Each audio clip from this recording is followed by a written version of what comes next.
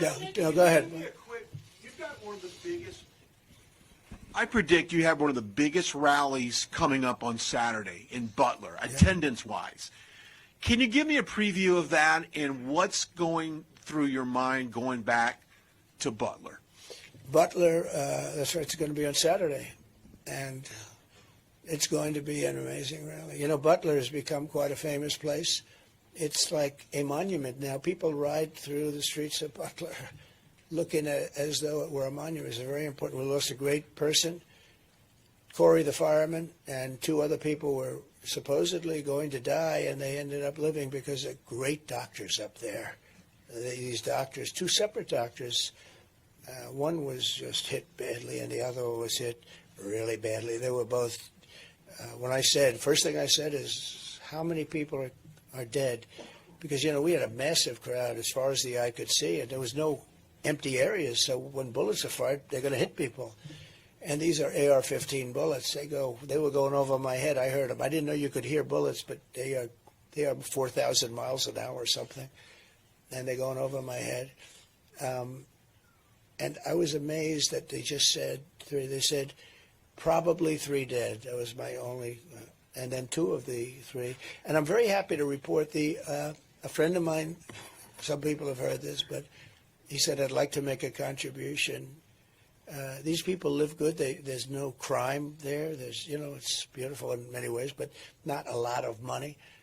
And they had a great relationship. Corey and his wife was really nice, and 2 daughters. He was killed jumping on top of the daughters. He didn't want the daughters to be hit.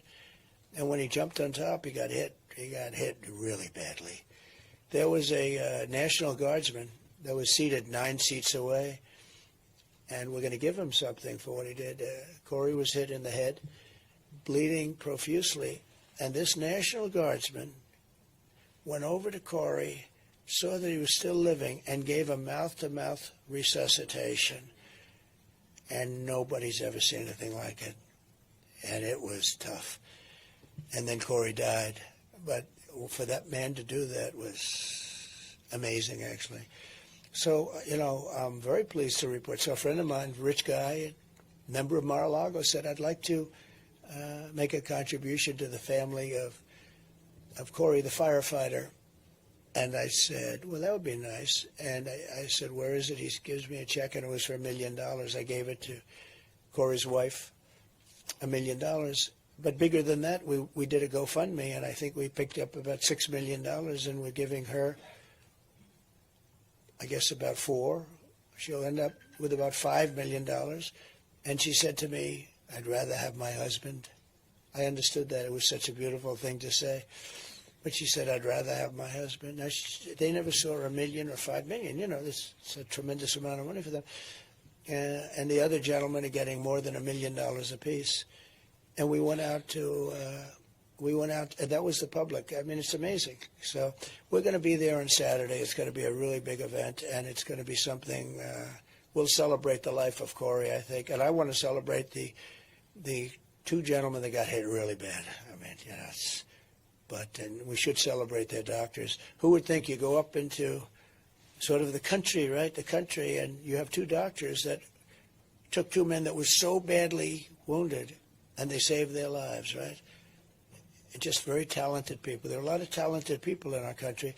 So that'll be exciting. And the question is, how am I going to start the speech?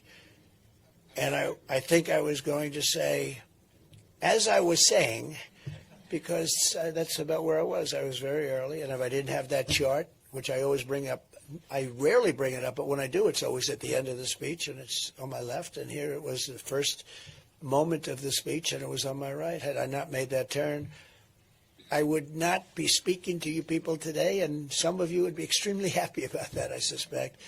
But I want to thank you all, and I'm now going to Texas, going to Houston, and we have some big things there, and we're traveling. I think I'm booked every single day for 33 days, and as you probably have heard, I've worked for 17 or 18 days, wouldn't you say, in a row, and I'm working even when I'm not working, but we're doing a lot of things. We made a lot of different speeches. We're starting up the rallies again, very big.